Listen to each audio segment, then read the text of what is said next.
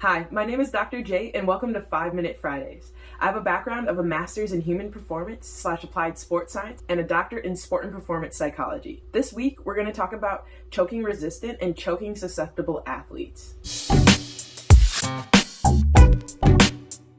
Please like, comment, share, and subscribe for more 5-Minute Fridays with your Dr. J. As we start off with our overview of choking resistant and choking susceptible athletes, we're going to first go into what does it mean to choke, right? And when we're talking about athletics, and what does that mean in the context of sports? So the definition of choking is a critical deterioration in skill execution leading to a substandard performance that is caused by an elevation in anxiety levels under perceived pressure at a time when a successful outcome is normally attainable by the athlete. Our other definition that's going to be really important as we look deeper into this study about these choking resistant and choking susceptible athletes will be, what does it mean to be clutch, right, in the context of sports? The definition of clutch is any performance increment or superior performance that occurs under pressure circumstances. So then as we look deeper into the study, let's look at who was part of the study, and the sport that they were looking at happened to be netball. And they had 46 athletes who happened to be women, and their median age was about 19 and a half years old, plus or minus a standard deviation of 1.5. All of the athletes were required to have a minimum of 5 years experience in netball, and then also 3 of those years to be as goal shooting positions. So not only did they have to have experience with the sport, they also had to be well practiced and rehearsed at this skill in live and in practice situations. Into the study, they looked at 4 different components of psychological aspects that could be involved with this, and that would include trait anxiety, all right, coping style, state anxiety, also self-consciousness, all right. And so they looked at each of these areas to get a fuller picture of each of these athletes as they went into the testing setting. And then at the end of the study, after they did 3 different trials, they actually had a semi-structured interview where they asked the athletes that participated in the study for a qualitative reflection on what they had done and how they felt during the tests. And so in the initial test, which is the A1 of this study style, they were given the activity, they were explained the expectations, and so they were shooting from about 8 feet out or 2.42 meters from a netball goal.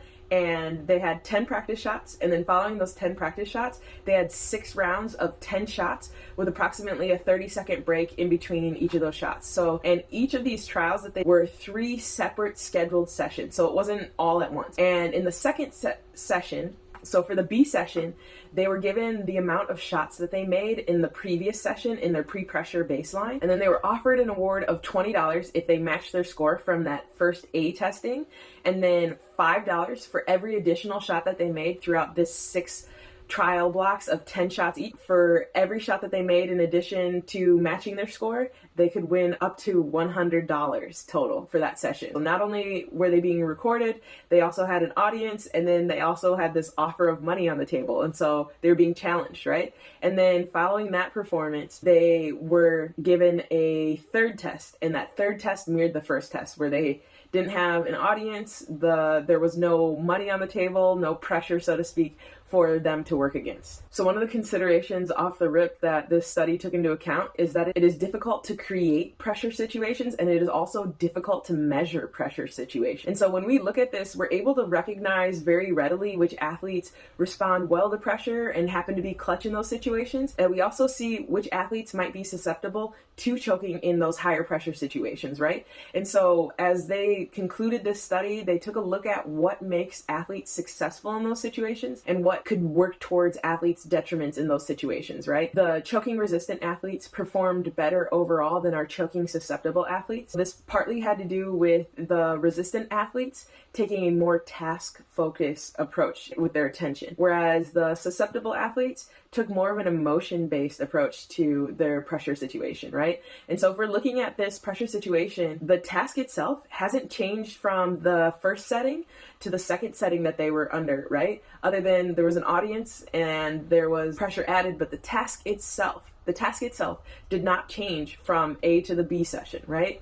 And then the same thing, the task itself did not change from the B to the C session, right? But when we started to add these pressure variables, right? The money, the audience, the videotaping, and then the score that had to be outdone in order for you to win more prizes added pressure to the situation. And so for those that might be a little bit more emotionally attention focused, they might struggle to remember what the task at hand is and to be very specific and precise in those moments, where that emotion might flood and make it difficult for them to make appropriate decisions in those pressure situations. One of the findings that really stood out to me within the study was that the choking resistant athletes were able to have a wider repertoire of different coping skills and styles that they could use throughout that pressure situation, whereas the athletes that were a little bit more choking susceptible didn't have as many tools readily available, or the tools that they selected were not the appropriate tools for navigating that situation, which I found really interesting. So it was like, if there's the potential for athletes to have a wider variety of mental skills and different types of coping skills that they can rely on in those pressure situations, they might not feel as stuck, and they might figure out a way to navigate where they're looking for those solutions and being task focused. Whereas if you don't have as many mental skill options or as many coping skills available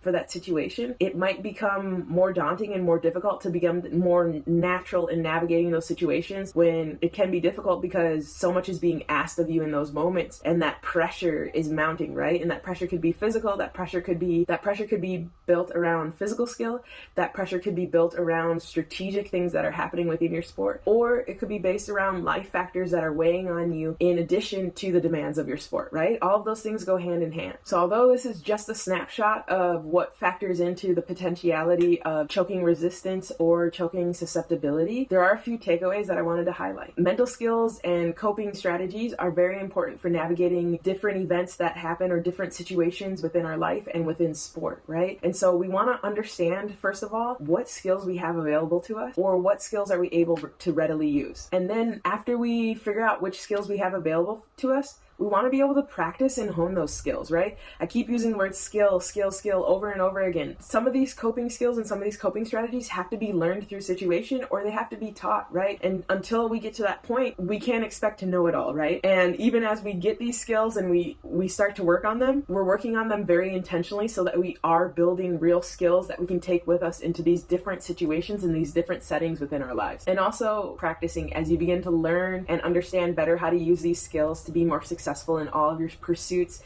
and as you chase your goals. Once again, this has been Dr. J, and thank you for joining us for this 5-Minute Friday. And join us again next week as we look into more sport and performance themes. And as always, be refined by the grind.